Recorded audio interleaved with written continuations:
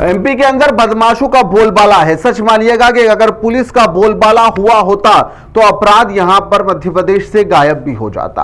अपराधी पुलिस का सपना आने के बाद में नींद से भी खड़े हो जाते और पुलिस का नाम सुनते थर थर कांपने भी लग जाते। लेकिन एमपी में ऐसा बिल्कुल नहीं होता। यहां बदमाश खुलेआम बम का इस्तेमाल भी अब करने लगे हैं, हमले भी हो रहे हैं।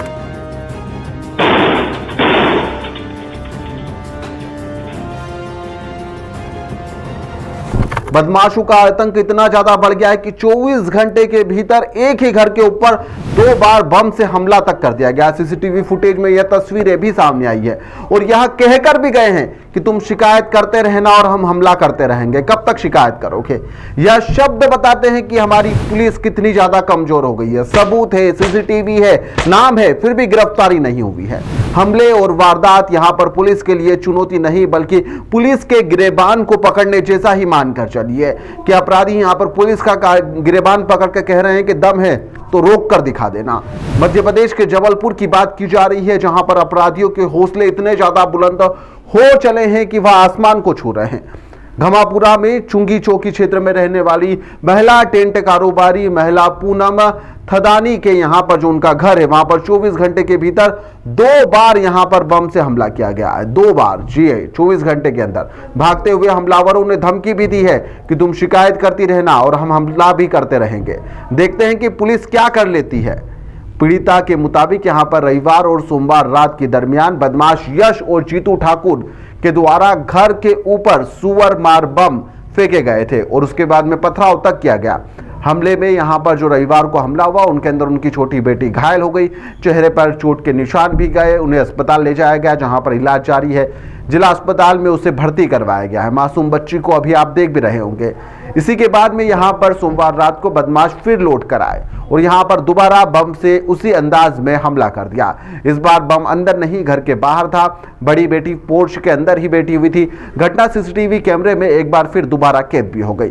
पूनम थदानी का आरोप है कि स्थानीय बदमाश उनके मकान और बगल का जो प्लाट है उस पर कब्जा करना चाहता है और परिवार को डराकर वह घर भी खाली करवाने के लिए लगातार इस तरह की करतूतें कर रहा है और इस तरह के हमले लगातार किए भी जा रहे हैं और लगातार धमकियां भी मिल रही है।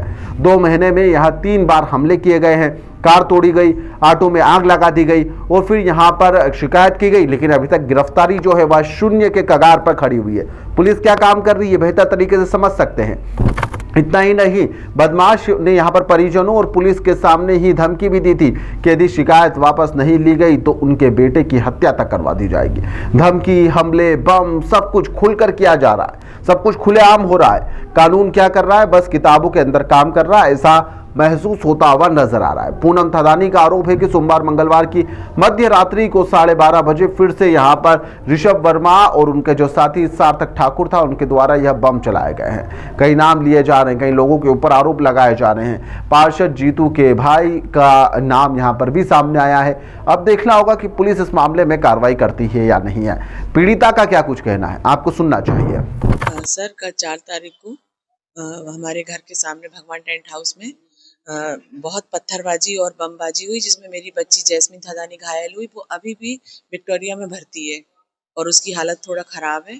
और सर, आज मुझे अभी फ़ोन के द्वारा सूचना मिली कि हमारे घर पे 2 बम फिर चला के गए।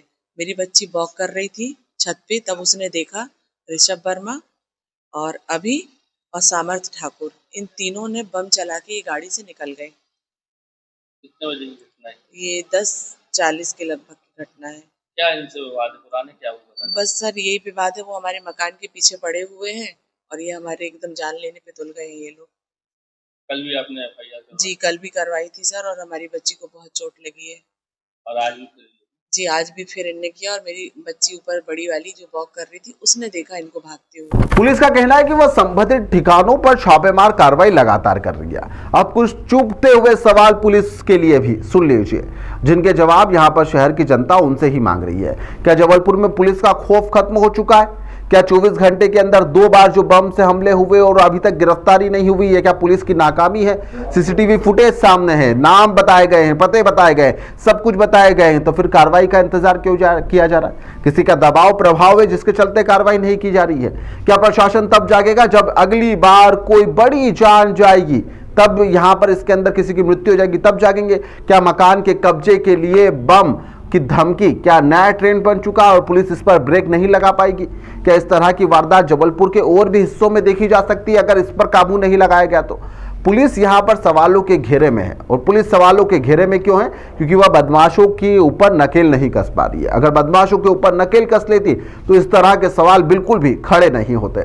फिलहाल के लिए इस खबर में इतना ही। आप देखते रहिए द लपेटा।